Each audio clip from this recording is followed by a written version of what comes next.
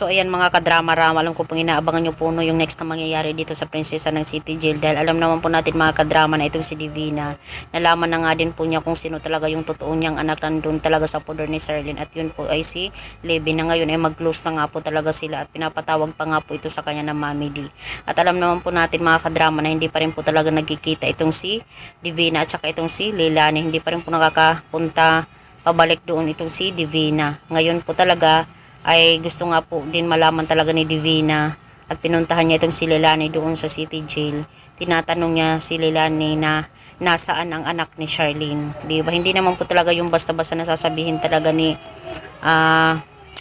Leilani na lang ng ganun-ganun na lang kadali, di ba? Kundi ihingi din talaga ng tulong itong si Leilani dito kay Divina dahil alam naman po natin mga kadrama na mapera naman po talaga itong si Divina.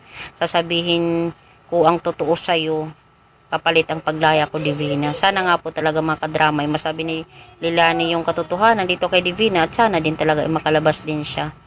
Lalong-lalong na ngayon may sakit din siya, diba? Sana maawa nga po talaga itong si Divina sa kanya. Siyempre, alam naman po natin na talagang tutulungan niya ni Divina if ever man na humingi ng tulong itong si Leilani kapalit ng sekreto talaga kung nasaan yung anak ni Sherlyn. Dahil alam naman po natin mga kadrama na naman yung pake ni Divina dito para saktan talaga yung anak ni Sherlyn. Sana nga po, hoping nga po talaga mga kadrama ay hindi ka agad-agad na sabihin talaga ni Leilani, kundi sabihin niya talaga yung katotohanan doon talaga sa kanyang mga magulang.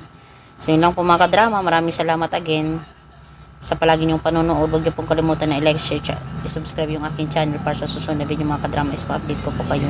Abangan na lang po natin yung next na mangyayari dito mga kadrama. Thank you so much for watching. Bye! Thank you!